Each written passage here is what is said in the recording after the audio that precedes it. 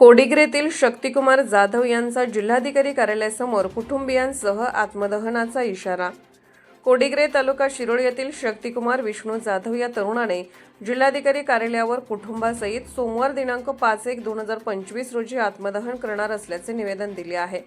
याबाबत शक्तिकुमार जाधव यांनी जिल्हाधिकारी यांना दिलेल्या निवेदनात असे म्हटले आहे की कोडिग्रे ग्रामपंचायत हद्दीतील मिळकत क्रमांक 16V ही माझ्या स्वमालकीची मिळकत आहे। यामध्ये 1980 पासून आम्ही राहत आहे। यामध्ये मला घरकुल मंजूर झाले असल्याचे मी जुने घर पाडून नवीन घर बांधत असताना गावातील जनार्दन बापू कांबळे आणि त्यांच्या परिवाराने बांधकामावर येऊन मिस्त्री आणि मजुरांना धमकी देऊन बांधकाम बंद पाडले आहे। तसेच त्यांनी पुन्हा बांधकाम करायचे नाही अशी आम्हालाही धमकी दिली आहे। याबाबत गावातील माजी सरपंच, माजी उपसरपंच, तंटामुक्ती अध्यक्ष व प्रतिष्ठित नागरिक यांनी मोजणी करून सदर बांधकाम शक्तिकुमार जाधव यांच्या जागेत असून जनार्दन कांबळे यांना सदरचे बांधकाम आपल्या जागेत नाही असे सांगितले आहे।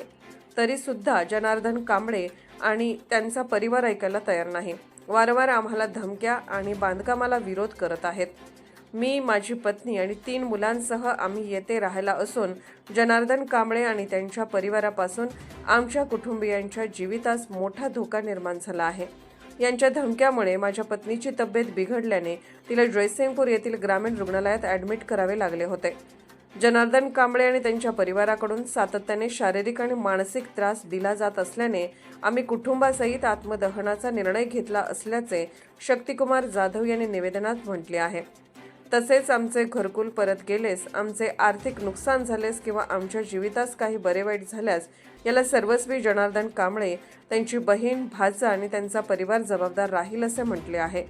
जाधव यांनी मुख्यमंत्री, उपमुख्यमंत्री, जिल्हाधिकारी, जिल्हा पोलीस प्रमुख, जयसिंगपूर पोलीस ठाणे, तहसीलदार, पंचायत समिती कार्यालय, कोडिग्रे ग्रामपंचायत यांना निवेदन दिले आहे। नमस्कार, माझं नाव शक्तिकुमार विष्णू जाधव, कोंडिग्रे गावचा रहिवासी आहे।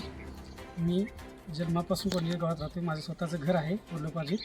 मला घरकुल मंजूर झाल्यानंतर मी घरकुल बांधण्यासाठी माझं जुनं घर पाडलं। तिथं नवीन घर बांधत असताना जनार्दन कांबळे यांनी अडवण लावली, येऊन दमदाटी केली। मी घरी नसताना माझ्या बायका 2 मुली होत्या, त्यांना पण दमदाटी केली, घर बांधायचं नाही, ही जागा माझी आहे अशी म्हणून दमदाटी करून बांधायला चालू केला। तर बघा, JCB घेऊन आले होते खड्डे काढण्यासाठी, तर JCB ड्रायव्हरच्या पण अंगावरती वीट घेऊन गेले होते आणि तुम्ही ह्या पुढे काय प्रोसेस केला किंवा काय घर बांधायला चालू केला तर तुम्हाला आम्ही बघून घेऊ अशी माझा धमकी देऊन गेलेत खरे।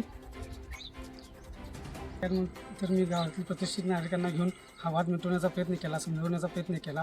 माझी जागा मोजणी कागदपत्र दाखवली, मोजणी करून पण दाखवलं, तरी पण तो ऐकत नाही, ही जागा माझी आहे, इथं बांधायचं नाही, बांधायचं 17 फूट बांध, नाही तर बांधायचं नाही, इथं बाहेर हो, ह्या भाषा त्यांनी वापरली। मी सगळ्या नाना कांबळे, माझी सरपंच, माझी तंटामुक्ती शिवाजी कांबळे, माझी डेप्युटी सरपंच सुशांत भुजगडे, राजू कोलुबा कांबळे, ह्या सगळ्यांना समस्त लोकांना घेऊन त्याला मी समजवण्याचा प्रयत्न केला, पण तो ऐकत नाही। याच्या अगोदर 6 महिन्या अगोदर पण तो आला होता बोर मारतेवेळी, त्यावेळी मला ही जागा, मी त्यांना फक्त हे म्हणलं होतं की तुमची मोजणी आलं, माझं जर काय निघत असेल तरी पण मी काढून घेतो। आणि आता पण मी त्यांना तेच म्हणलं होतं, मी माझं घरकुल बांधायला आले, ते परत जाईल, मला बांधू द्या, जर तुमची मोजणी आली तर मी स्वखर्चाने माझं घर जेवढं येईल तेवढं काढून घेतो, तरी पण तो ऐकायला तयार नाही, इथं बांधायचं नाही, ही भाषा आहे। ह्या कंटाळून मी माझा परिवार 5 तारखेला जिल्हाधिकारी कार्यालयासमोर आत्मदहन करणार आहे। मी कंटाळलो आहे, मी समजावून सांगितलं, काही केलं तर ती लोक ऐकत नाही आहेत। माझ्या फॅमिलीच्या अंगावरती, माझ्या अंगावरती माणसं येऊ शकतात आणि आताही मी दिले, ह्याच्यानंतर पण आमच्या परिवाराच्या जीवाला धोका आहे आणि मला खूप त्रास होतो। ह्या कारणावरून आम्ही सहकुटुंब सहपरिवार एकत्र 5 तारखेला आत्मदहन करणार, आमचं हे निर्धार नक्की आहे। आम्हाला न्याय मिळावा अशी इच्छा आहे, पण अजूनपर्यंत कुठल्याच प्रशासनानं भूमिका घेतलेली नाही आहे। न्याय मिळत नाही तर मी सोमवारी काही होऊन दे, मी सहकुटुंब सहपरिवार आत्मदहन करणार। मी आता हे आत्मदहन करणार आहे, त्याच्यात जर माझ्या जीवितास किंवा कोणाचं काय झालं ह्याला सर्व्हिसची जबाबदार जनार्दन कांबळे आणि त्यांचा परिवार राहील। जनार्दन कांबळे त्या दिवशी त्याच्या आणि त्यांची बहीण, त्यांच्या 2 बहिणी बी आल्या नाही त्या दिवशी, माझा आहे मी बांधू देणार नाही असं म्हणाले त्यांनी आम्हाला। माझ्या पोरी रडालत्या, मी ते करालतो तरी त्यांनी ऐकणं, आम्ही समजावून सांगण्याचा प्रयत्न मस्त केला, पण त्यांनी काय ऐकायलाच तयार नाही।